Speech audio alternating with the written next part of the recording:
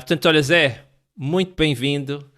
É, Se há uma coisa que eu já estou grato de estar a começar esse podcast, é de, nem que seja uma desculpa, para voltar a ter contato com pessoas que fizeram e ainda são uma referência para mim, não só no meu percurso profissional, mas também em inúmeras temáticas que eu levo para a minha vida. Portanto, bem-vindo e olá de novo. Obrigado, obrigado, Rafael. É um prazer estar aqui, tá? Boa.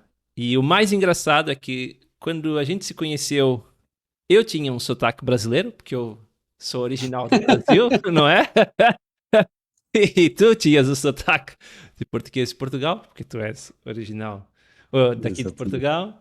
E agora a vida nos trocou de lados do Atlântico e tu estás aí desse lado com um É, sotaque muito parecido com o que eu tinha. brasileiro. É verdade, olha só, ainda me lembro. Não sei se tu te lembras, tá? Se calhar não te lembras, tá? Ainda me lembro do primeiro dia que conheci, onde eu estava, porque aquilo foi tão marcante para mim, não por ti em particular, porque obviamente a gente não se conhecia nessa altura, não é? Mas só a gente trabalhava, eu trabalhava no Nova Base, estava trabalhando lá, no projeto Aham. lá do ITIS, lá do Ministério da Simplex, lembra? Justiça, não Do é? Ministério da Sim. Justiça.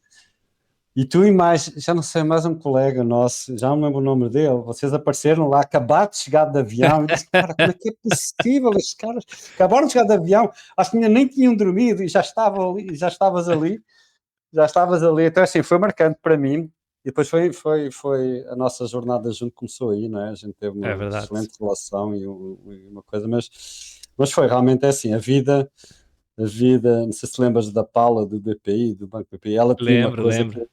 que eu adorava, ela tinha uma frase que eu adorava e que ficou marcada para mim, que é assim, ela dizia assim, eu não faço planos para a vida, para não estragar os planos que a vida tem para mim. É, Então, foi isso, né? A vida tinha planos para nós os dois, sim. que a gente não fazia, não é? Eu, passado uns anos, vim parar no Brasil e tu ficaste aí, É em verdade. Portugal. É verdade. Sim, sim. Casaste com uma portuguesa, eu casei com uma brasileira.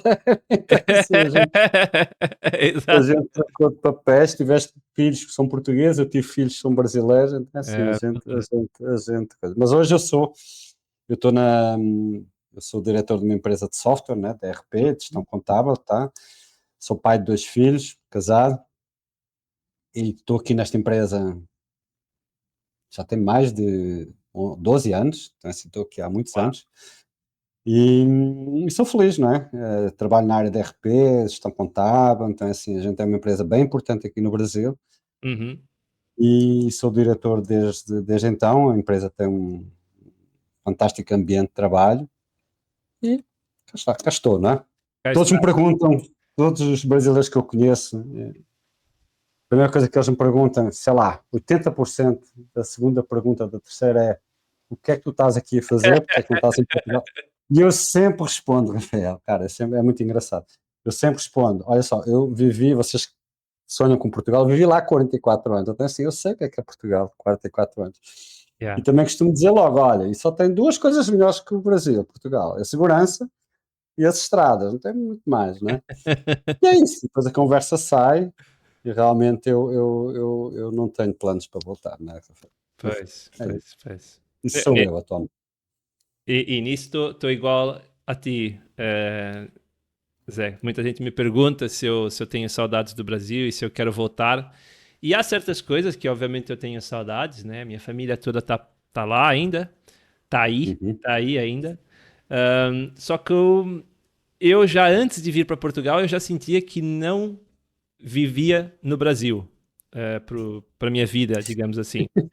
E então, quando eu vim para cá e experienciei o que é essa segurança que tu falas, é impossível voltar. Eu, quando vou para o Brasil visitar, eu tô com um olho no peixe e outro no gato, não é? E agora, então, com filhas, eu tô sempre a voltar a olhar por cima do ombro. Foi uma coisa super engraçada que quando eu cheguei cá em Portugal, eu não sei se tu reparaste nisso, mas quando a gente saía para almoçar, eu estava sempre a olhar por cima do ombro.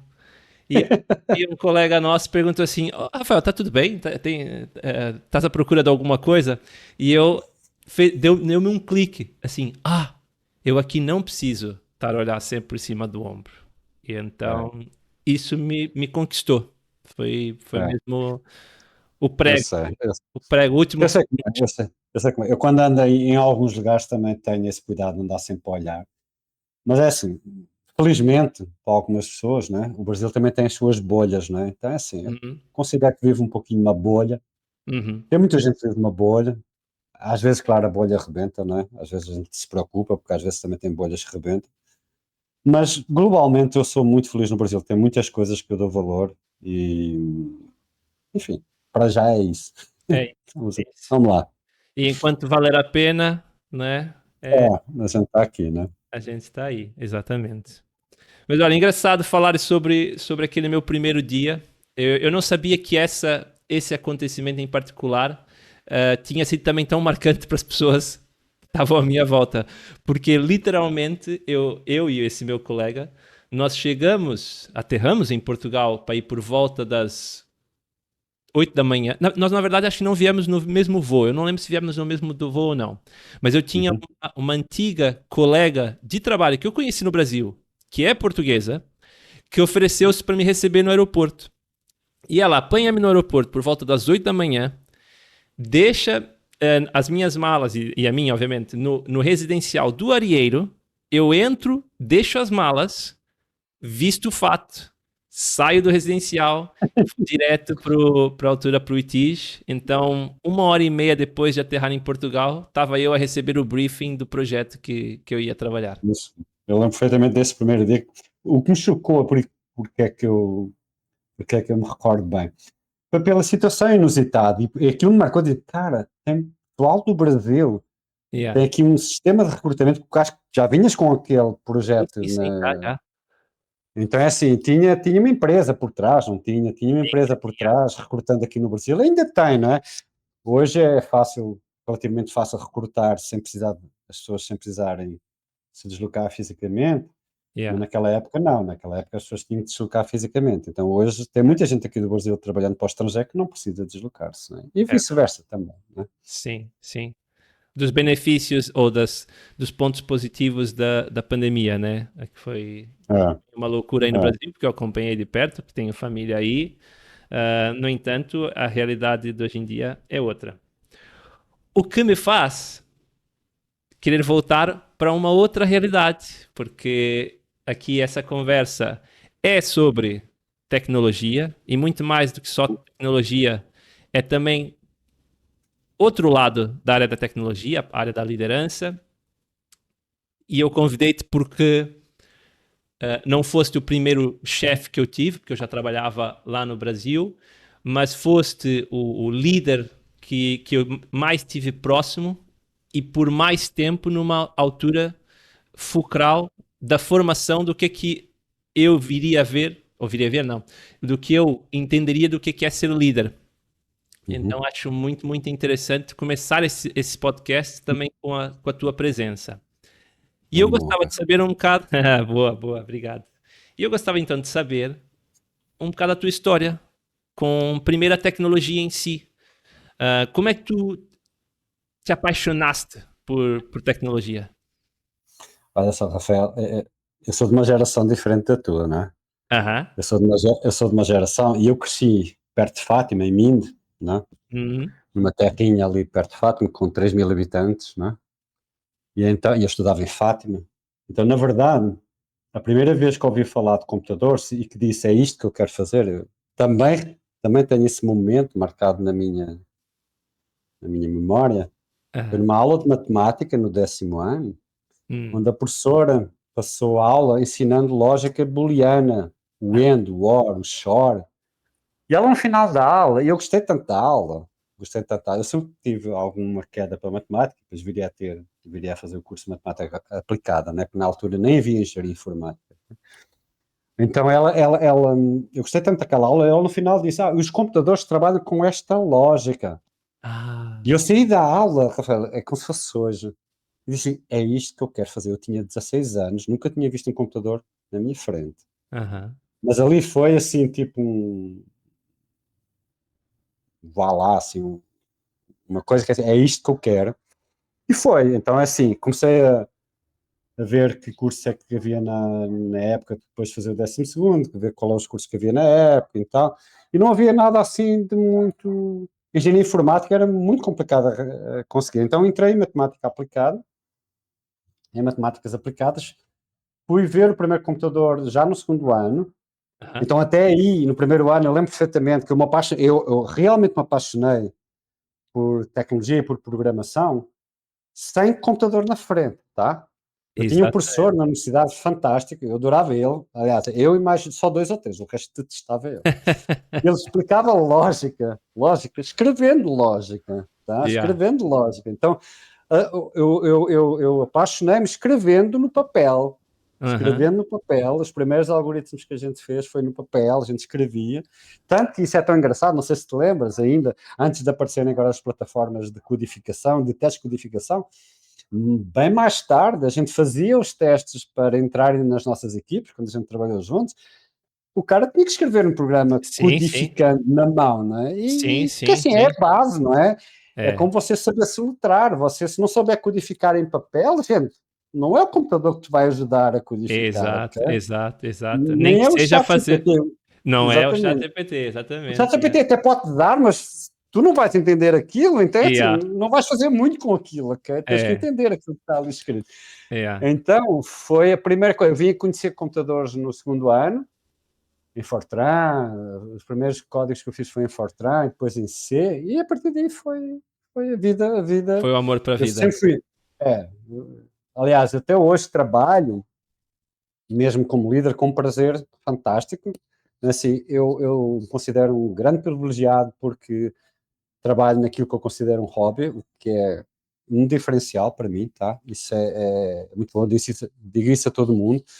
Então, é assim, trabalhar no teu hobby é a coisa mais espetacular que você pode querer para a tua vida, para a tua vida. Eu sempre digo isso aos meus liderados, às pessoas que trabalham comigo. Gente, vocês não são felizes, procurem algo que sejam felizes, porque isso, vocês passam 8 a 10 horas por dia sentados trabalhando nisso. Vocês não são felizes, gente, o que é que vai ser da vossa vida? Então, a primeira coisa, o primeiro grande conselho que eu dou aos meus liderados é que eles estão começando assim, vocês são felizes fazendo aquilo que vocês fazem, e não tem a ver com dificuldade. Dificuldade, eu tive dificuldades para começar, para ser um bom profissional, mas se você não for feliz a fazer aquilo vai ser difícil ser um ótimo profissional. Então, É, assim, é. até hoje sou muito feliz e quero, e contrariamente àquilo que muitas pessoas pensam, que querem se reformar e tal, eu não penso em reformar, gente, acho, o meu sonho é trabalhar sei lá, até o dia que eu vou morrer, ou pelo menos posso fazer 15 dias de férias antes de morrer, não é? Mas É. é basicamente 15 dias. 15 dias, 15 duas semanas. Porque 3 semanas é muito já. semanas, já é muito. É isso Vieram-me que eu aqui quero. vieram-me aqui duas imagens à cabeça. Uma foi que o teu relacionamento amoroso com tecnologia começou platônico, quase como num É? relacionamento à distância à carta, em que tu não Uhum. sabias quem é que estava lá daquele lado e tu trocava as cartas com a tecnologia e Exato. ficasse quase 2 anos sem resposta. Ou seja, só no Exatamente. segundo ano é que efetivamente conheceste a tua paixão e pudeste literalmente tocá-la. Consumar. Consumar o Exatamente. fato, consumar o fato. Muito bem, muito bem. E a outra imagem que me surgiu foi daqui a muitos e muitos e muitos anos, tu já, se calhar, já na casa dos centenas, porque a medicina também está a evoluir, tu no teu leito de morte e aparece a morte e, e ela diz assim, Zé, chegou a hora. E tu, pera, deixa eu fazer só o commit desse código, testar em produção e depois pode me levar. Se não tiver bugs. Se tiver bugs, vai ter que ficar aqui comigo e fazer pair programming até a gente resolver. Olha só, uma das coisas que eu aprendi é que hoje não me dá só prazer codificar, tá, Rafael? Hum, Hoje eu tenho prazer em entregar projetos. Isso é uma coisa que a gente aprende. Eu sei que é isso que sim. tu queres fazer no teu projeto atual, ensinar as pessoas a tirar partido não só É, da codificação, não é? Tirar partido do que está à volta da codificação, porque uma das coisas que as pessoas um dia, ao final de alguns anos de codificação, e tu também passaste por isso, nós passamos por isso, é quando tu começas a ganhar mais experiência com codificação e começas a ser um programador sénior, começas a evoluir, não é? Pleno, ia dizer pleno, termo que se usa aqui no Brasil, começas a Uhum. ganhar, ter 4, 5, 6 anos de programação, tu começas a questionar quem está acima de ti. Começas a questionar, mas, cara, isto que eu estou a fazer faz sentido, não faz sentido? Tu começas a olhar à tua volta e dizer assim, é muito mais do que só codificação. É É. muito mais do que só, tu queres começar a agradar o teu cliente, tu queres começar a fazer com que não meia dúzia de linhas de código deem certo, mas todo o projeto dê certo, que o cliente, ou que os clientes com os quais vão usar o teu software sejam felizes usando o teu software, se deem bem, digam bem do teu software, e é isso que tu começas a estar a perceber, que não chega a ser um ótimo programador. Sim. Tens que ter uma capacidade maior de influenciar para garantir que o teu trabalho ele é usado da forma que tu imaginaste e que tu queres que ele seja usado, da melhor forma possível que tu tens. Então é assim, aí começam outros desafios e essa passagem de um excelente codificador ou um mediano codificador, não importa, nem sempre os melhores líderes são os melhores programadores, ok? Às vezes você tem programadores que foram medianos, que não atingiram a, a excelência na programação, porque é difícil atingir a excelência da programação, é um conjunto de valências que às vezes a gente não domina 100%, não é? Uhum. Mas para se fazer essa passagem de codificador, programador, para atingir outro nível, num nível de liderança, para conseguir ser mais abrangente e o teu impacto como pessoa ser mais profundo, é um desafio bem bocado, demora às vezes muitos anos, tá? É Acelerar verdade. isso, e eu me lembro bem disso, do que eu sofri com isso, tá, Rafael? Deixa-me só dizer, eu depois de começar o meu trabalho, o meu primeiro trabalho profissional, foi numa empresa chamada Inforgal, era uma empresa muito grande em Portugal, era a líder no mercado na época, vendia na época onde 90% do faturamento de todas as empresas de informática vinham do hardware, okay? Uhum. E pouquíssimo do software. Então eu trabalhei na Inforgal e em 1 ano e meio eu já estava liderando. Eu me destaquei e naquela altura as pessoas colocaram logo como supervisor, já está. Tu nem imaginas a vergonha que eu tenho de algumas coisas que eu fiz naquela época. Tenho tanta vergonha, eu cometi tantos erros naquela época. Os primeiros anos de liderança é literalmente um aprendizado. E naquela altura não havia internet para tu procurar, às vezes. Naquela Yeah. altura você apanhava porrada, né? Você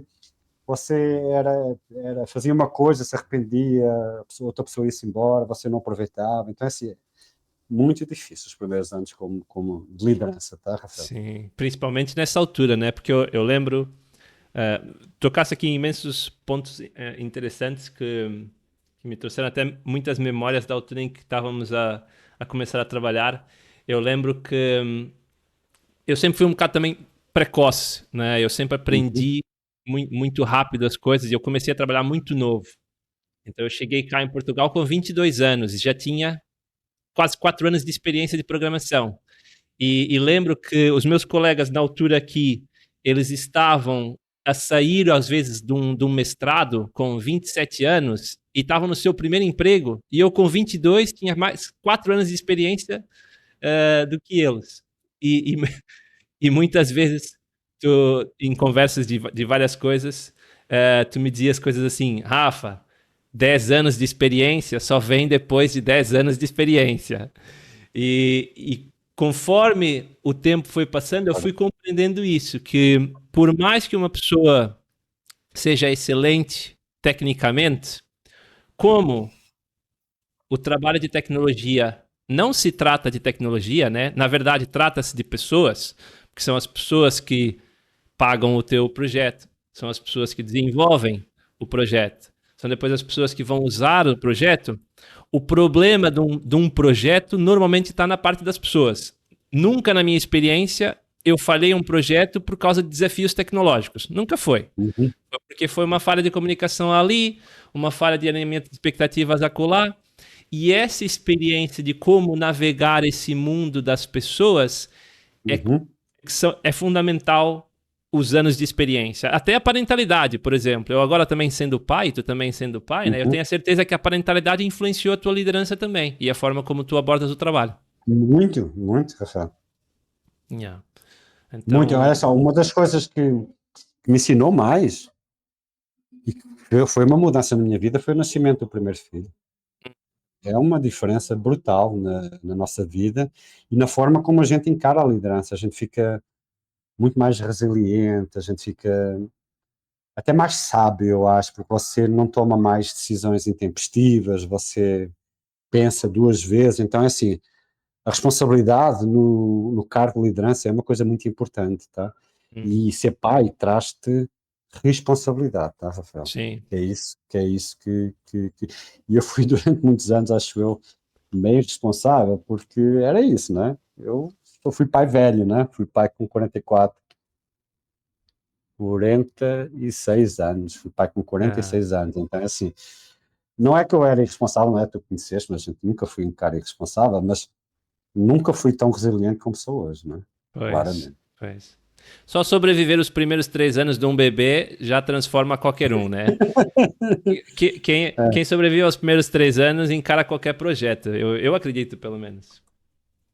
Não, sem dúvida, sem dúvida. Boa, boa. Mas deixa-me dizer-te só, eu sempre quis ser pai, mesmo novo, não é? Eu hoje Hum, penso, se eu tivesse sido pai mais novo, quanto é que a minha carreira teria sido diferente?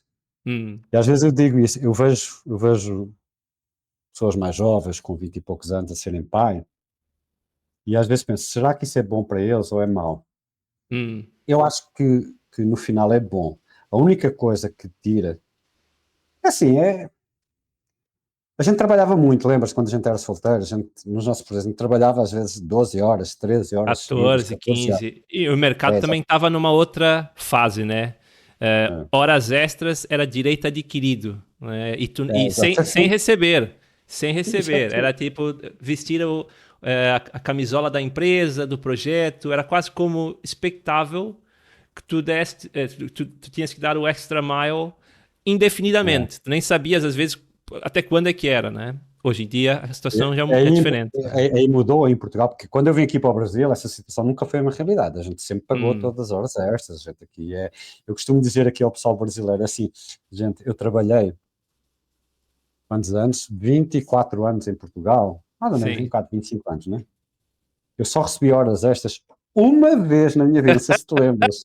Acho que tu também recebeste dessa vez, não foi?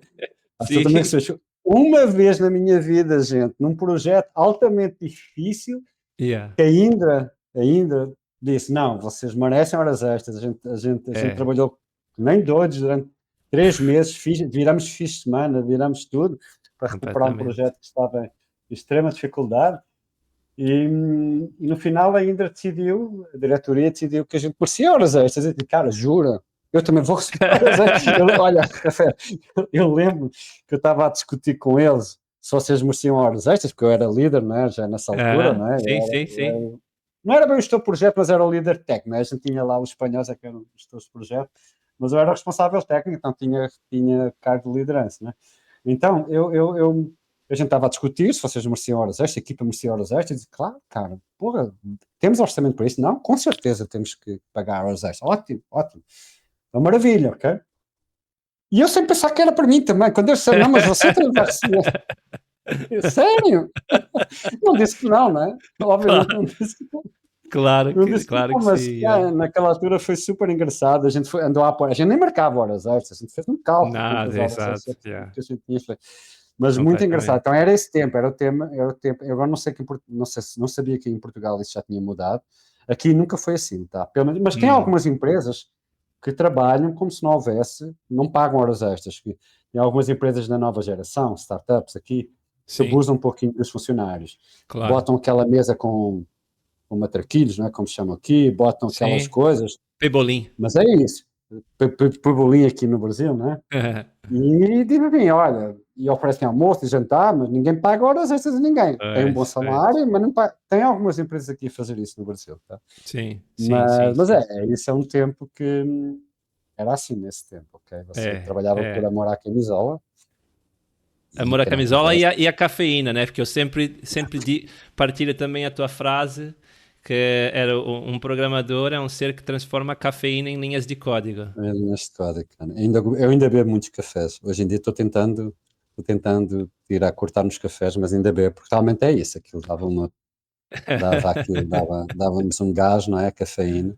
E a gente É. costumava dizer isso, cara, estás a programar pouco, então vai beber mais um Vai- café. mais um café. Lembro um projeto que tivemos que o cliente teve que cancelar a máquina de café e as cápsulas porque a gente deu cabo do orçamento de café também. Foi Essa não, duro. tenho, essa não me lembro, mas a gente bebia muito café, sem dúvida. Bebíamos muito café. Muito bem, olha, Zé. Tu falaste aqui então um bocadinho como é que tu começaste tua paixão, o teu caso de amor com a tecnologia. Ahm, e também até quando é que foi aí o momento chave. Em termos de background técnico, tu trabalhaste em tudo e mais alguma coisa, né? Eu lembro que nos próprios projetos que a gente trabalhou foram... Tecnologia nunca foi assim, digamos, eu trabalho só com isso, eu trabalho só com aquilo. Também foi algo que me desafiou para sair assim da minha zona de conforto e encarar o desenvolvimento de software como algo mais agnóstico, né? Uhum. Independente da tecnologia, o importante é pensar, né, qual é que é a dor do utilizador e o que é que a gente vai fazer para resolver. Então, diz aí algumas das tecnologias e das stacks que tu trabalhaste, só para o pessoal ficar a saber. Isso é uma das coisas que eu sempre digo também ao pessoal que está entrando, que as pessoas que estão entrando na área tecnológica, os codificadores com 1, 2 anos, eles sempre acham que ser programador ou ser desenvolvedor, ser engenheiro de software, é dominar bem uma tecnologia. Não é. Eles têm que dominar a área como um todo. Ok? Então é assim, eu lembro que o projeto onde a gente trabalhou, nesse projeto, eu entrei nesse projeto, a gente estava a programar em C Sharp.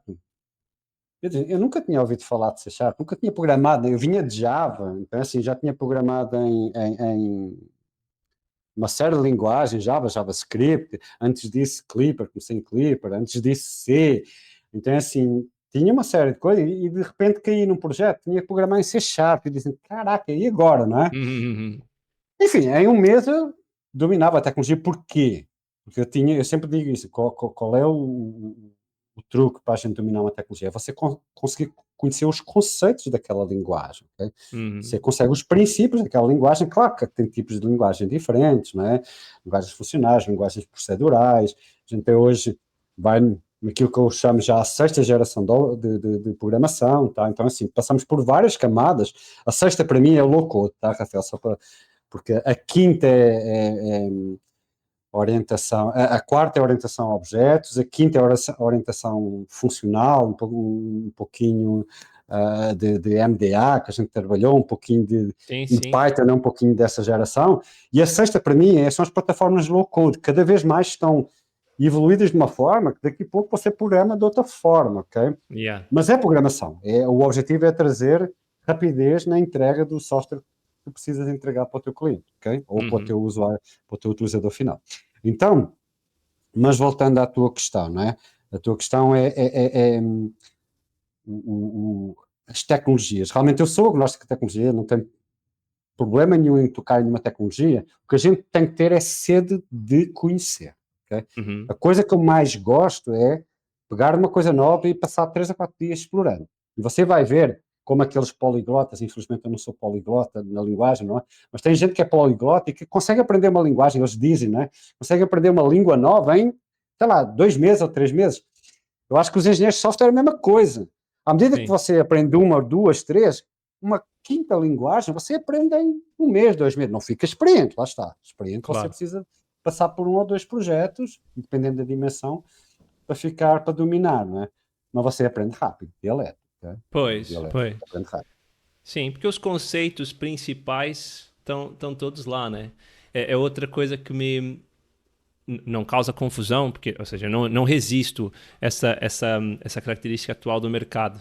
Mas, por exemplo, existe hoje em dia vagas e foco em programador de front-end, em programador de back-end, em base de dados e etc. Depois existe o full stack. Na nossa altura, todo mundo era full stack, né? Ou pelo menos a maior parte dos projetos de consultoria, uma pessoa tinha que trabalhar em tudo. Tinha que falar com o cliente, tinha que desenhar a base de dados, tinha que desenhar as store procedures, tinha que desenhar a API que ia aceder à base de dados, depois fazer o ecrã, o web services pelo meio, se tivesse. User experience ainda no início era um tema que estava quase começando, então a gente fazia design também. Uhum. E isso para mim foi excelente em ganhar essa compreensão do todo e, pá, é preciso ir para a base de dados, tá alguma coisa a acontecer com a base de dados? Vamos lá. Está uma coisa a acontecer na comunicação entre o front-end e o back-end? Vamos lá olhar. E acho que esse poliglota de layers de aplicacional também ajudou-me a, quando precisava aprender alguma coisa nova, era, ok, isso é só mais uma parte do todo, né? Eu tinha a visão holística do que precisava acontecer, pois era só entender aonde é que precisava acontecer, se era numa camada ou se não era noutra. Isso é uma coisa que hoje é preciso, a gente sabe que é preciso, porque as áreas evoluíram, hoje o desenvolvimento web e aplicativos ele tem várias realmente especialidades e isso é obrigatório, a gente, próprio na NASA João, a gente tem esses especialistas todos, mas você se quer crescer, você pode estar como front-end? Pode, mas se você quer ser alguém, quer crescer, quer ter maior influência na tua área profissional, tem ambições de ser um líder, tem ambições de ser um gestor na tua área profissional, você tem que conhecer, você não pode ficar pelo front-end, você tem que entrar também no back-end, você tem que entender um pouquinho de base de dados, você tem que entender o todo. Não tudo de uma vez, ok? Mas você tem que programar a tua vida para passar por esses coisas, senão você vai ficar vendido e vai ter sempre uma visão da nossa área que pode ser insuficiente para você trazer luz para a tua equipe, não é? Quando você quer passar estratégia, passar, você precisa ter um conhecimento bem aprofundado das várias áreas. Não é que seja bem aprofundado, mas no mínimo você tem que saber o que é que cada área é responsável e passar por lá, tocar naquela área é muito importante. Porque eu digo uma coisa, nem todos têm essa decisão de ser um líder. Há pessoas que acreditam que você, para ser um líder, você não precisa dominar tecnicamente aquilo que os teus liderados fazem. Eu não concordo com isso, tá? Eu sou altamente crítico a isso. Não quer dizer que você tenha que saber o detalhe completo da forma como o teu liderado faz. Mas se você não conseguir, para mim ser líder, você tem que ter um conjunto de competências para ajudar o teu pessoal a ser produtivo, a entregar valor, como hoje é o chavão. Que se você não souber falar a língua dele, a linguagem que ele domina, você não vai conseguir ajudá-lo. Você vai estar a falar com ele vai estar a falar chinês e você vai estar a falar português. E vocês não se entendem, porque ele está a tentar. Porque você pode dizer, não, mas por que ele não consegue falar português? Porque o programador, dependendo do nível em que ele está ainda, ele pode não conseguir falar a tua língua, a língua de gestão, a língua do cliente. Ele só entende bits e bytes. Então, se você não conseguir falar bits e bytes, pelo menos um pouquinho, não arranhar a língua, cara, vai ser muito difícil vocês comunicarem. E uma das principais regras de liderança é você ter uma excelente comunicação com o teu time. Claro. Entendeu? Então, é assim, isso é uma coisa muito importante. Por isso é que eu digo sempre às pessoas, vocês precisam dominar, e eu sou muito, muito, muito... Cada vez que aparece uma tecnologia nova, e tu conheces-me, sabes que eu sou assim, cara, faço uma imersão, né? Eu passo um fim de semana, 2, 3, aquilo que for necessário, faço imersão completa. Eu não introduzi nenhuma tecnologia na NASA, e eu já estou aqui já vai fazer 12 anos, e já introduzi dezenas, literalmente, de tecnologias aqui na NASA João. Nenhuma foi introduzida por mim sem eu primeiro mergulhar, para ler, testar, ver, conhecer, e algumas das tecnologias eu tenho aqui vários exemplos, até foram os cursos iniciais, os treinamentos iniciais, foram dados por mim. Exatamente porque tu precisas dominar a tecnologia, tu precisas dominar minimamente a tecnologia para conseguires dar orientação, coaching técnico, ok? Porque liderantes não é só fazer o coaching mental, dizer que tens que entregar, também há o coaching técnico, há a mentorização técnica. Mentoria técnica. Para que o teu liderado se sinta, como é que eu ia dizer, é aquela sensação de o meu líder me entende. Quantas vezes, Rafael, é que tu tiveste líderes, que tu pensavas assim, o meu líder não me entende. Pois. E pensando nos exemplos práticos, pode ser uma correlação falsa ou não. No entanto, quando eu tive líderes técnicos que também eram bons seres humanos, eles me entendiam. Quando eu tive líderes, não, quase uma tabela da verdade, né? Quando eu tive líderes que não eram técnicos, mesmo sendo bons seres humanos, eles continuavam a não me entender. Porque não compreendiam a minha realidade e a minha forma de raciocínio. Aliás, se a gente também aplicar mais lógica, porque a ideia também dessas conversas é tentar aplicar um bocado de lógica em temas que até podem não parecer tão lógicos, né? Como liderança. Para uma pessoa que vem de programação, liderança é o oposto de lógica, né? Porque está a falar com pessoas e pessoas não são lógicas. Mas não, na verdade, toda pessoa tem a sua lógica. Às vezes é difícil compreender qual é que é a lógica que ela está implementada, né? Mas dá para chegar na lógica dela.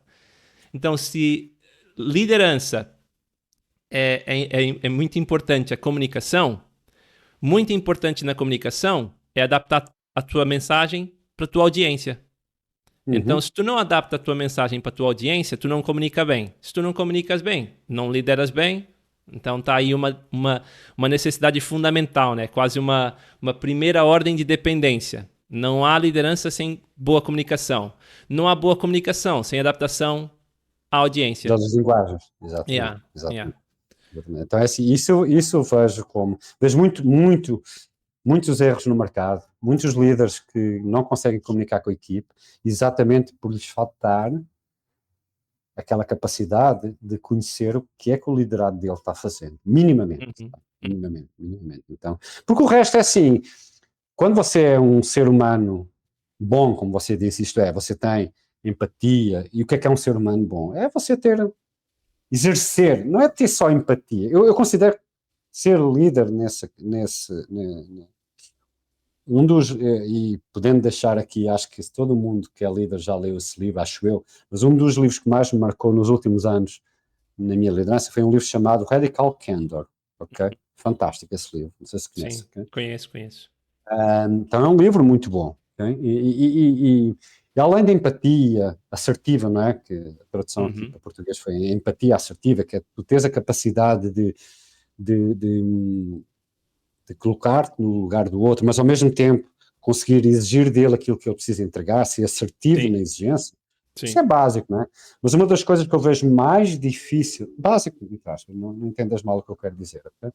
Mas uma das coisas mais difíceis, e que é isso que distingue, eu acho, os melhores líderes dos líderes que fazem a diferença, é a autenticidade.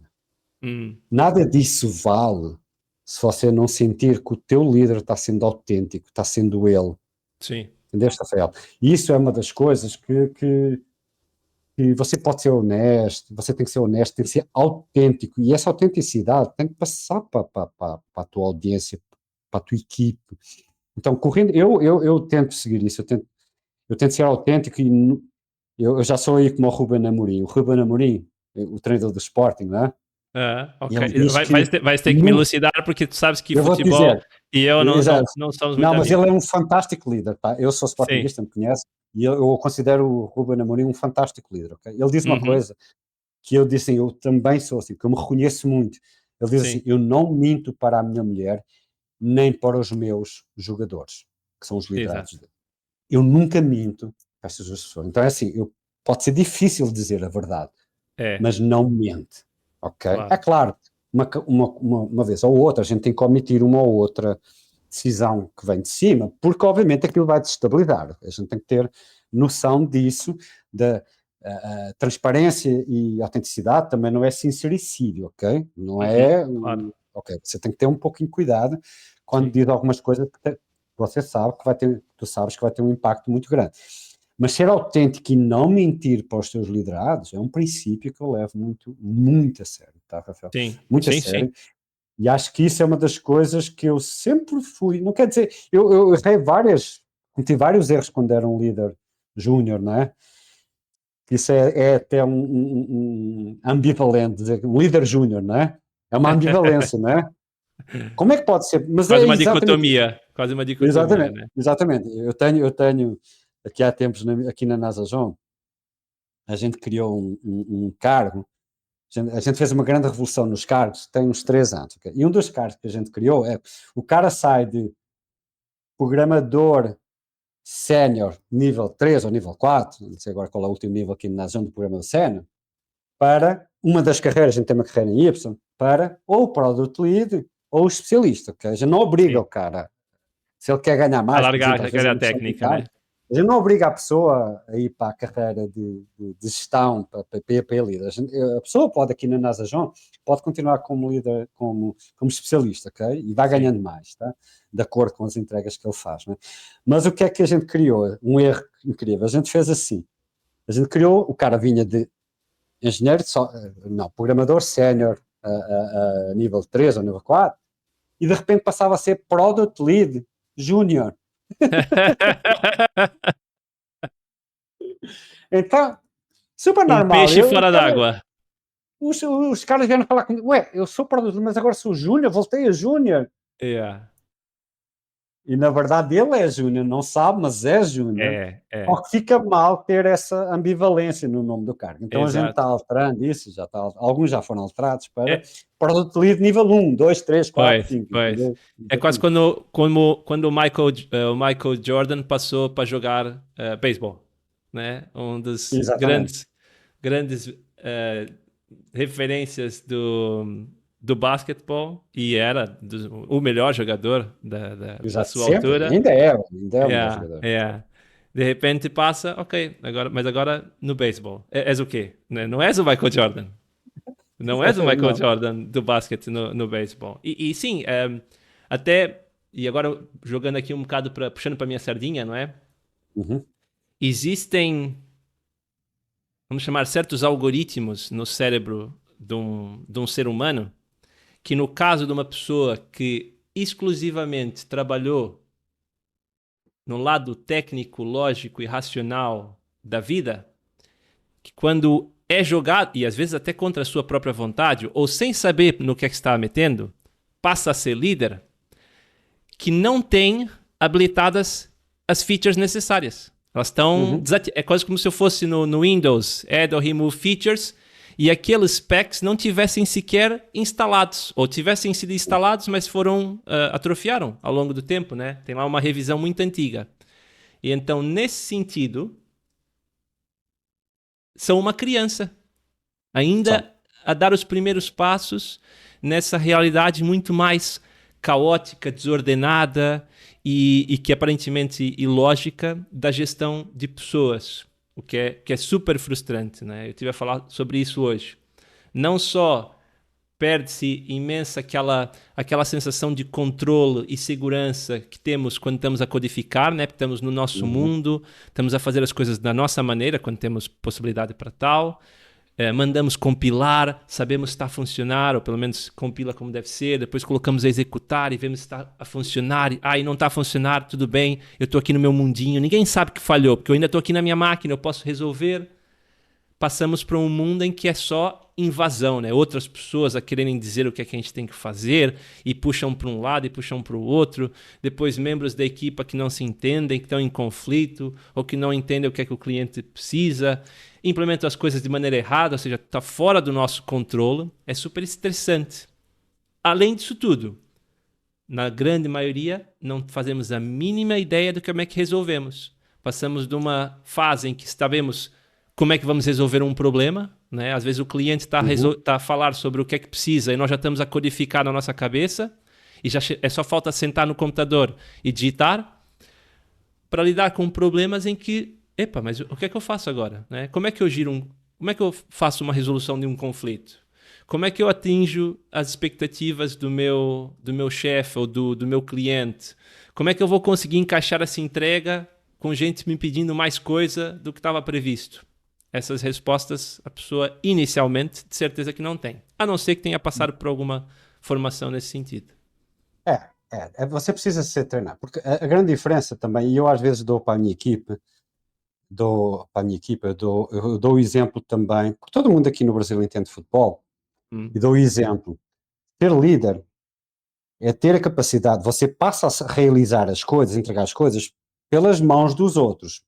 95% das coisas que você vai passar a entregar não dependem diretamente do teu trabalho direto, dependem do Yeah. trabalho dos outros. Então, a primeira coisa que você tem que ter um processo, uma framework de trabalho que funcione. É quase como um treinador de futebol. Não adianta você pegar no cara que é o goleiro, o guarda-redes, não é?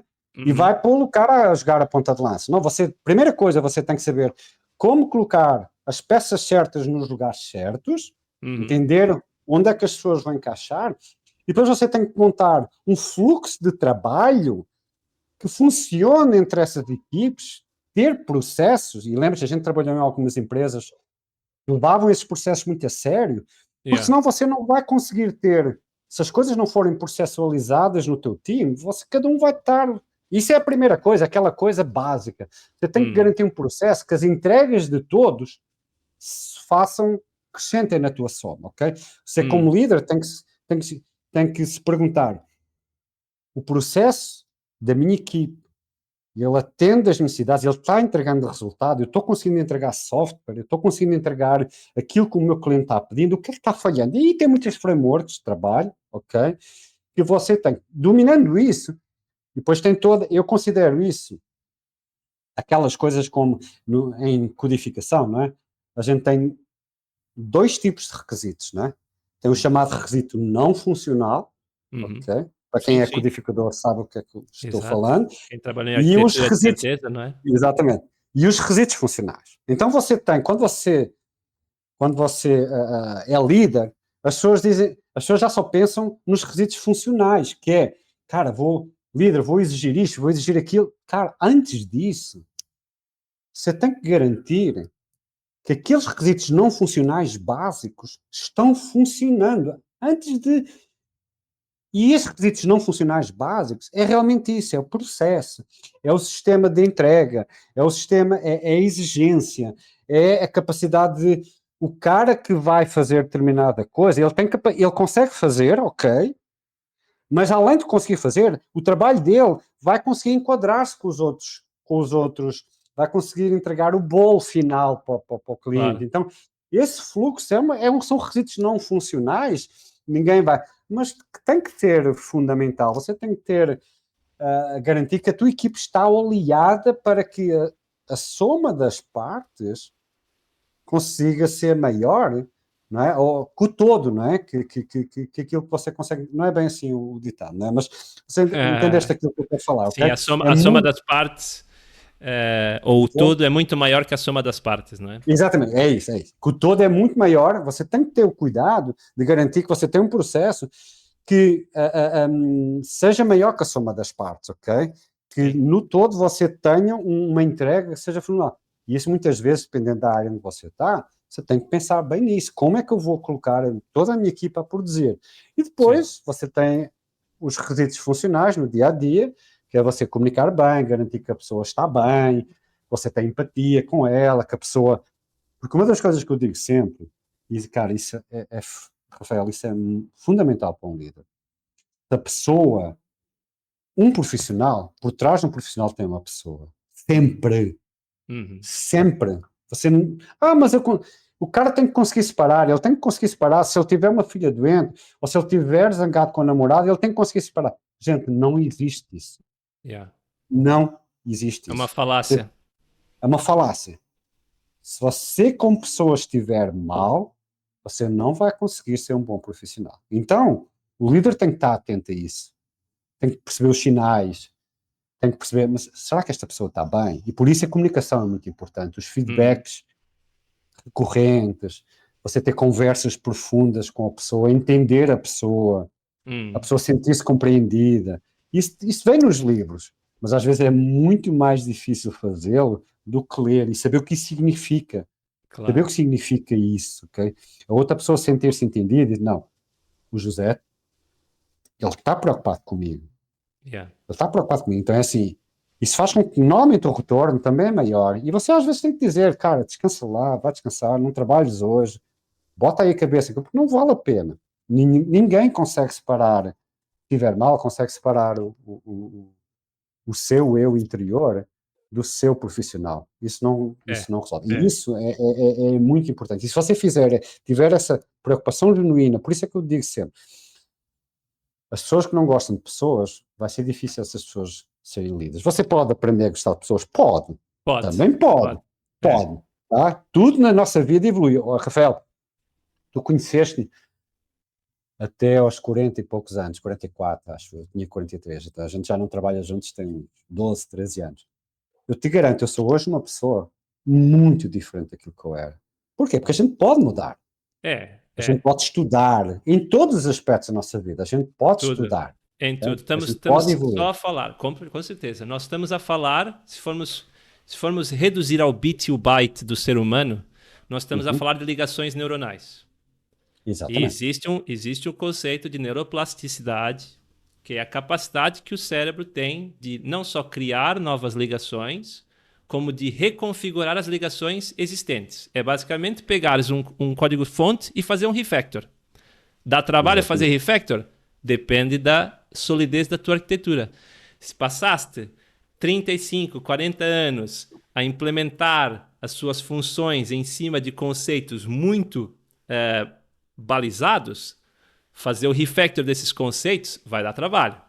Vai dar Vai trabalho. precisar, às vezes, até de acompanhamento, terapia, é, cogumelos para quem tiver aí nessa onda, ayahuasca, que também é uma coisa muito famosa no Brasil. Não sei até que ponto já entrou aí os meios corporativos, mas há algumas empresas que estão a começar a experimentar com alucinogênios, né, que são temas que estão também a ser Não, ainda abordados não. pela. Sim, não. Estão a existir o conceito, por exemplo, de microdosagem, que são Sim, sim. alucinogênios que têm É a um mesma coisa que o impacto doping no esporto. no doping, no desporto, etc, né? Portanto, As há pessoas muita coisa tentam, isso tem assim. que ser usado, isso é bem Yeah, polêmico, mas claro, ok. sim. Não faço apologia nem nada, mas é um tema discutido pela comunidade científica hoje em dia. Claro, é a capacidade do homem ser maior, cada vez maior do que aquilo que é. Então, estamos a Yeah, usar mecanismos yeah. Para para acelerar, às vezes, esse processo. acelerar isso, exatamente, Sim. exatamente.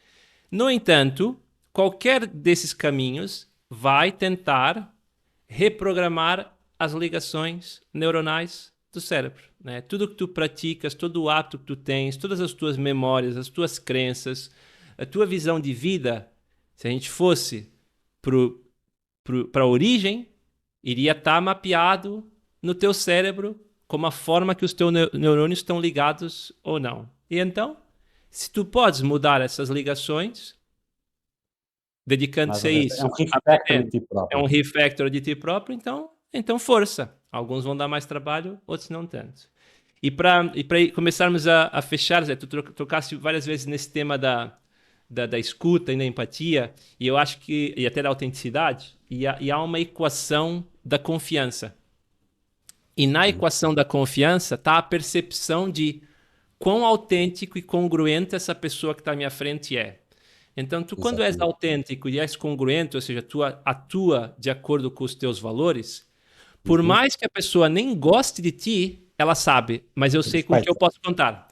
exatamente, ela te O Zé respeita. é assim. O Zé é assim, eu não concordo, mas eu confio nele, porque ele atua conforme os valores que ele partilha. O Rafa, eu sei o que é que eu posso contar com ele. E estavas a falar, e eu estava a lembrar da nossa história. Não só tu e eu, muitas vezes não concordávamos em muita coisa, né? E isso foi sempre positivo, porque acho que puxávamos muito um pelo outro. Mas eu sabia que se tu não gostasse de alguma coisa, tu ias me dizer. E tu também Uhum, sabias que se eu não gostasse de alguma coisa, eu ia dizer. Eu não ia estar a falar pelas costas, eu não ia estar a criar ali joguinhos ou tentar influenciar as pessoas nas tuas costas. Não, eu ia dizer assim: olha, Zé, pá, eu não concordo com isso. Ou tu ias dizer: Rafa, olha, eu não concordo com isso. E acho que é. foi isso também que potenciou a nossa amizade e a nossa boa relação profissional, porque estávamos a ser É, honestos e autênticos. exatamente, mesmo tendo, às vezes as pessoas dizem, e eu continuo sendo igual, tá? Nesse aspecto, eu não mudei, não fiz nenhum refactoring, tá, Rafael? É Eu boa. hoje lidero, Essa feature está presente ainda. essa feature está presente, esse eu não fiz refactoring, ok? E cada vez está mais aprimorada, porque eu acho que sem discussão você não consegue atingir verdades, ok? Você não consegue, você precisa discutir, seja técnico, seja outras coisas, ok? Seja processo, e hoje eu lidero 10 fantásticos gerentes aqui na minha coisa, eu estou à frente de 2 ou 3 áreas aqui, então tenho alguns gerentes que respondem a mim, e às vezes a gente tem discussões de arranca rabo, cara, ali de coisas, cada um lutando, mas a gente se respeita muito. Eu, assim, eu gosto muito de trabalhar com eles, E eu acredito que eles também gostam de trabalhar comigo. Todos eles já estão comigo há vários anos. Okay? Então, essa autenticidade, esse respeito que gera confiança, não é? Ele é muito importante e ele sobrevive às discussões. Quando você está numa discussão, sei lá, de uma feature ou de um processo, que você se exalta, a gente às vezes se exalta, e a gente se exaltava, não é, Rafael? Caraca, a gente chateia, porra, não pode ser assim. Mas é exatamente aí, quando há confiança, nada de... E sobrevive. E no final dessas discussões, a gente diz assim, cara, pois é, a solução é esta. A gente conseguiu encontrar. A gente conseguiu encontrar essa solução. Que lindo que é, né? Quando, imagina, eu apresento A e tu apresenta B e nós chegamos juntos a um C, que é melhor do que os dois, né? Isso é que é a verdade. Não, a maior parte das vezes é isso que acontece, tá? Eu sempre digo, aqueles que começam a trabalhar comigo, eu sempre digo isso. Olha só, não tenhas problema, por favor, se achares que aquilo que eu estou dizendo é uma grande M, Yeah. por favor, diz. Não tenhas problema, que eu não me ofendo.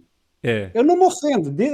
É no campo das ideias, eu não estou certo sempre. A única coisa que eu tenho a mais que você, sabe o que é? A única coisa que eu tenho a mais que você é mais experiência. Lembra-se da célula de experiência? É mais experiência. Que aí você, gente, aí eu já tenho, sei lá, 30 e tal anos, quase a caminho dos 40 anos, de 30 e poucos, ok?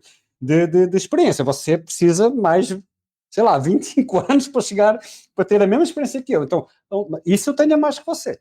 Yeah. Ponto. De resto, eu não tenho mais. Você pode ser mais inteligente que eu, se calhar é. Você tem uma capacidade de resolver esse problema que eu não tenho. Então, é assim, está à vontade para criticar toda e qualquer ideia que venha da minha... e questionar. Okay? Então, esse questionamento, deixar que o teu liderado questione, ser humilde para aceitar esse questionamento, ser humilde. Tem muito gerente que não é capaz de dizer desculpa, não é capaz de dizer, cara, eu estava errado. Eu digo isso a toda hora, Rafael. Eu mudo a opinião a toda hora. Isso é importante. Claro. Isso é muito importante. Sim. Ter a capacidade de mudar. Quem não sabe mudar não evolui. Quem não muda de opinião não evolui. Simplesmente fica estanque. Okay? E ter a capacidade de reconhecer isso perante a sua equipe. É verdade. Porque isso é... Isso é liderar, é dar o exemplo, não é? Exatamente. É dar o exemplo de que... E agora, então, fechando e trazendo ao ciclo, por inúmeras vezes, eu acho que eu também já te partilhei isso, né? A liderança e a parentalidade para mim são espelhos uma da outra, né? E tu estavas a falar sobre o discordar com respeito e manter o radical candor também, tu disseste. Numa escola, na primeira escola que a minha filha mais velha teve, a educadora dizia que eles aplicavam lá firmeza amorosa. E isso para mim é lindo, porque é justamente isso que eu tento, e às vezes não consigo, é aplicar com as minhas filhas, que é uma firmeza amorosa. Eu sou o líder, eu sou o líder dessa família. Eu vou estabelecer certos limites, porque, mais uma vez, tenho mais experiência e tenho responsabilidades que elas não têm. E até biologicamente falando, o cérebro delas não desenvolveu ainda certas funções que são necessárias para decisões, não é? Então, eu vou tentar ser firme quando preciso, mas de maneira amorosa, o máximo que eu conseguir. Porque eu não quero destruir a ligação que tenho com elas. Eu não quero que elas me vejam como um ditador ou um ser altamente autoritário que não as respeita como indivíduo. Não, eu sou alguém que em certos momentos precisa ser firme, mas que vai tentar fazer de maneira amorosa. E dizer verdades no Cruz, ok? Você tem que saber dizer assim, não, você não pode ocultar. Por isso é ser autêntico. Você não pode. Se a pessoa se fez um erro, não pode voltar a repetir, porque aquilo teve impacto na equipe, afetou outras pessoas. Você tem que chamar essa pessoa e dizer, gente, você fez isso. Por muito que você goste da pessoa, você tem que apontar, tem que pôr o dedo na ferida, tem que ser muito claro com isso. Ao mesmo tempo, se a pessoa já tem confiança em você, a pessoa não vai perder confiança em você, a pessoa vai entender, você tem que dar as razões, não basta dizer você fez isto errado. Uma das coisas que eu sigo muito, e também aproveito sempre para dizer, para lerem sobre isso, que é comunicação não violenta, é fantástico a comunicação não violenta. Tem livros também sobre comunicação não violenta, tem um cara americano que é o Aqui Papa em Portugal da comunicação não violenta. Tem workshops em comunicação não violenta também. Não violenta, você tem que ter, porque comunicação violenta destrói a confiança. Você É. destrói tudo, ok? Então você tem que ter muito cuidado de dizer aquilo que precisa ser dito de forma não violenta e de forma que a pessoa se sinta respeitada e não se sinta humilhada e não se sinta assediada moralmente, ok? Que é um dos principais erros que acontece quando você sobe a líder. Como é É. que você evita ser acusado de assédio moral? É muito difícil. Você vai cometer esse erro dezenas de vezes. Porque É. quando você não percebe, você já está assediando moralmente aquela pessoa. Mas, gente, não era a minha intenção. Pois não. Mas o que é certo é o que Claro. você fez. Sim, sim. Não E adianta. O mundo não vive de intenções. O mundo vive é, daquilo que você das faz. E você ações, tem que exatamente. aprender a não assediar moralmente, mesmo que às vezes, não era a minha intenção, gente. Pois é. É. E muito disso também vem, mais uma vez, daquelas features que estão atrofiadas, né? Porque quando a gente Exatamente. se relaciona com uma máquina, a gente está numa relação de master-slave. A máquina faz o que eu mando. A máquina, ela tem a sua, ela tem a sua lógica, mas eu digo o que é que ela vai fazer de acordo com aquela lógica. E quando a gente está a trabalhar com pessoas, não é isso que acontece. Todo mundo é master da sua própria vida.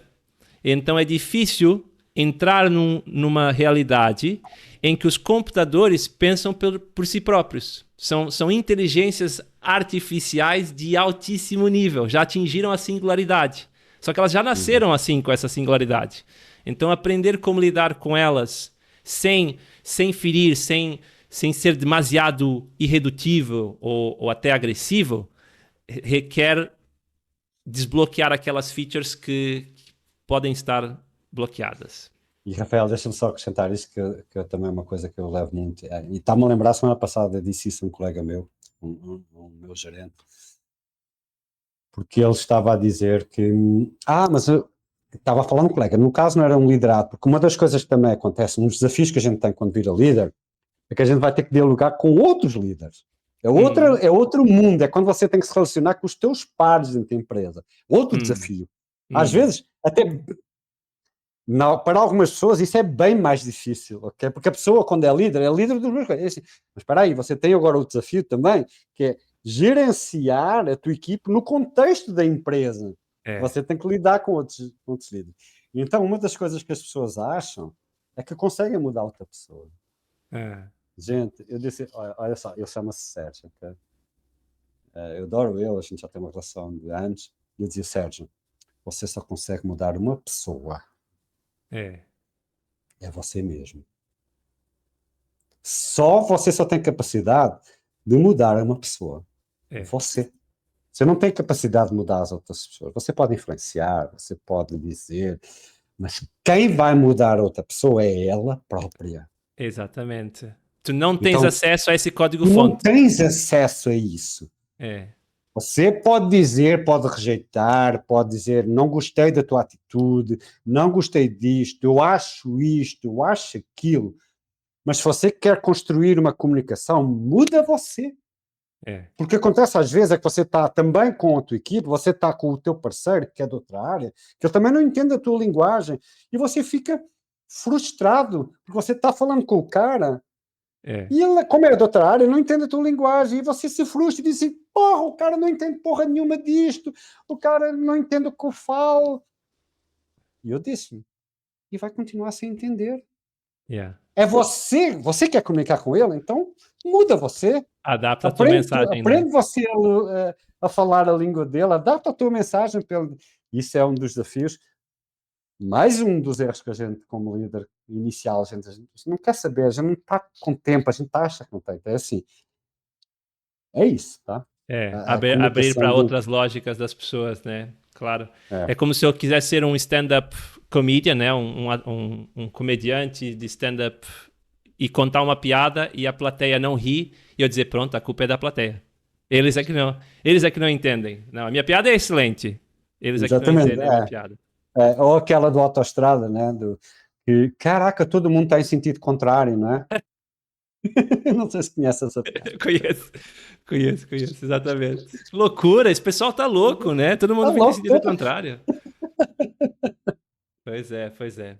Eu, quando vou contar piadas, às vezes o meu sotaque brasileiro sai. Não sei se reparaste. sério. Eu acho que o meu sotaque é uma mistura. Acho que nem os brasileiros acham que eu tenho sotaque brasileiro, nem os portugueses acham que eu falo português. É isso. Estás Eu não como sei eu, Zé. escrever. Eu sou um homem sem pátria agora. Eu vivo no meio do Exatamente. Atlântico. Os brasileiros acham que eu sou português, os portugueses acham que eu sou brasileiro, portanto eu não tenho lugar nenhum. Exatamente. Ora bem, muito obrigado, Zé, por essa conversa. Eu estou aqui a pensar em uma pergunta para fechar isso, mas se calhar vou para o clichê. A não ser que tenhas umas assim, uma queiras, um ponto para fechar. Senão eu tenho Não, uma eu só estou pergunta a para dizer, fazer. uma das coisas que eu sempre dou conselho às pessoas que estão com o teu princípio, tu queres ajudar as pessoas que estão saindo de codificadores e programadores para serem líderes, ok? O conselho sempre que eu digo é assim, não pare de estudar, não pare de se refatorizar, não acha que sabe sempre tudo. É o único conselho que eu digo, é o único conselho que eu sigo. Eu estudo sobre liderança, continuo estudando sobre liderança, continuo estudando sobre tecnologia. Se você quer ser um líder, se você quer ser alguém que faz diferença na vida das outras pessoas para o bem, não pare de estudar. É o único conselho que eu dou, porque é o único que faz com que você tenha um impacto, porque o mundo está evoluindo a uma velocidade incrível e eu tenho certeza absoluta que a gente não vai, pelo menos nos próximos anos, ser substituídos por inteligência artificial, mas com certeza quem souber dialogar com ela, usá-la a seu proveito, vai ser um cara, vai ser o homem de aço. Alguém me deu esse exemplo, É, ok? é, é. A inteligência artificial vai trazer-nos essa maior capacidade, vai transformar, talvez como os tais anfetaminas ou Sim, alucinogénicos em microdoses que você estava falando, é isso. O ser humano está virando a gente está virando um ser. Hoje eu faço coisas, cara, que em 2 horas, a gente estava a conversar antes, não é? Uma coisinha que eu fiz este fim de semana em 2 horas, jamais conseguiria fazer sem inteligência artificial. Então é assim, e isso faz com que o único conselho que eu digo, o ser humano, se você quiser manter-se fazendo a diferença, você tem que continuar estudando. sim, Sempre. Só o conselho que eu digo. sim, sim. Eu sempre vi. Eu, na verdade, não me via como um codificador ou um developer, eu me via como um tradutor. Sério. Eu traduzia o problema funcional para a linguagem de máquina, não é? E acho que quando tu consegues compreender muito bem qual é que é o problema funcional e consegues traduzir muito bem para a linguagem de máquina, tu atinges o sucesso como um Exatamente. developer, não é? E eu sinto que nessa nova era de liderança e de inteligência artificial, quem for um bom tradutor dos problemas da vida real para a linguagem de inteligência artificial vai ganhar a vantagem e vai também atingir o sucesso mais rápido do que aquele que não o É. fizer. Mas uma das coisas, eu me sinto um privilegiado com isso, que é uma coisa muito importante. Eu comecei numa época, como eu contei, que eu comecei a programar sem computadores, não é? No papel. Eu assisti, a única coisa que eu aprendi nestes anos, nestes 30 e tal anos que eu levo de profissão, é que tudo sempre muda com uma velocidade vertiginosa. Uhum. Então, se você parar de estudar, você começa a morrer. Você começa a perder importância no teu meio. A nossa área é hoje uma das áreas que evolui mais rápido desde que a humanidade é a humanidade, ok? E nós estamos, quem é programador, tem que ter ciência disso. E você, para acompanhar, você tem que estudar todos os dias. Porque a única coisa que eu sei, Rafael, é que hoje estamos em 2024, em 2026 já saíram novas tecnologias, já saíram novas coisas, e a gente já estudou mais, e a gente já teve que fazer mais, a gente já teve que aprender, a gente já teve que fazer, a gente já teve que usar outras coisas. Sim. Deixa-me só dizer-te uma última coisa. Eu tive com alguns, eu introduzi há pouco tempo no Nasajon, escolhi uma plataforma low code, e estamos fazendo 2 ou 3 projetos, 2 ou 3 produtos com plataforma low code. Você não imagina as resistências que eu tive dos programadores mais júniores. Porquê? Porque eles acham que o low code é uma brincadeira, não é uma linguagem a sério. Olha Uhum. só o quão inexperientes eles ainda estão. Porque eu depois tentei dar o exemplo, olha só, a programação começou com Assembly, que era Yeah. super difícil. Depois C, Pascal, linguagem de terceira geração procedimental, Clipper, tudo veio, tudo sempre no caminho de facilitar. É. Então agora é low code. Mas a nossa a nossa profissão vai deixar de existir. Não. Só vai ser diferente, vai ser diferente. A capacidade lógica de resolver problemas funcionais vai continuar. Só que a gente vai começar a interagir com as ferramentas, com a máquina, de forma diferente. Então é assim, você tem que estar aberto a tudo de novo que está aparecendo. E o low-code, lembra-se, a gente fez vários projetos com low-code, não é? A gente já sabia disso. Eu sabia em 2000 que o low-code estava aí, vinha substituir, ok? E hoje está aí, milhares de projetos, é uma indústria fantástica de low-code, e as pessoas têm que abrir-se para isso, aprender e perceber onde é que está a diferença. Okay? Sim. Que, na verdade, é a grande também sacada para passar por um papel de líder, né? A pessoa tem que se abrir para as lógicas dos outros sistemas operativos ambulantes em carcaça mortal que andam ao lado. Exatamente. Essa é um dos maiores desafios, e você tem que aprender muito mais. Tudo aquilo que você aprendeu na universidade não serve. Certo, a gente aprende alguma coisa que sirva na universidade. A gente aprende, não é? Algumas coisas básicas, ok? Mas lidar com o ser humano é das coisas mais difíceis para a gente. Uma das coisas que eu sempre digo assim, porquê é que a gente não aprende isso na escola? É Porque a gente não aprende soft skills na escola? Eu sempre digo, cara, porquê é que o ser humano não aprende isso na escola ou na universidade? Porquê é que não nos ensinam a fazer isso? Eu nunca, juro, é uma pergunta que eu não tenho resposta, porque é que isso não faz parte dos currículos, esse desenvolvimento dessas chamadas soft skills. Sim, que são muito mais hard do que às vezes a outra, né? eu quando estava na pós-graduação de psicologia, eu brigava com o meu professor. Eu dizia assim, como é que só aos 30 anos de idade eu estou a aprender isso? A minha vida tinha sido tão diferente se eu tivesse adquirido isso. E pronto, olha, não há o que fazer. Isso é um desafio com o pai. Exato. E a minha mulher, a gente fala muitas vezes, a gente tem que ensinar, os nossos filhos não vão aprender soft skills, a gente tem que ensinar eles essas coisas. E se eles não vão aprender nunca da escola, mas às vezes, eu também acho, Rafael, que um dos problemas, não sou psicólogo, mas às vezes reflito sobre isso, acho que o nosso cérebro não está preparado para receber essas informações. Até uma certa idade. Uma certa idade, até uma certa idade. Na Waldorf, na metodologia Waldorf, que é a do Rudolf Steiner, disse que os primeiros 7 anos da criança, ela precisa viver num mundo de faz de conta, onde tudo é lindo, maravilhoso, e a natureza, e as fadas, porque é para isso que o cérebro dela tá preparado. Depois, quando ela começa quando começa a receber certos upgrades biológicos, aí começa a se adicionar as outras áreas de raciocínio e pensamento. Para já é dar o exemplo. Os estudos mostram que uma criança que vive num lar onde tem pais que são mais emocionalmente capazes e resilientes, por osmose, acaba por ganhar também essa resiliência emocional. Esses skills emocionais, essas emoções. Esses skills emocionais, exato. Acaba por fazer a diferença depois na vida dela para frente, né? Como nós bem sabemos. Zé, exatamente. Muito obrigado. 1h15 de conversa. Eu estou a ver que esse podcast não vai dar para ser curto. Vai ter que ser... Porque as conversas desenvolvem e crescem também com o seu tempo. Precisam de tempo para crescer. Então, mas você cortas isso e isso dá 40 minutos e fica legal, 30 minutos, enfim. Se calhar não é para cortar. Se calhar é para acertar também. Acertar como é. Muito obrigado, sim. Foi um prazer, sim. Mantemos contato. Eu vou também dando notícias aí da evolução das coisas. E até breve. Até breve, Rafael. Abraço.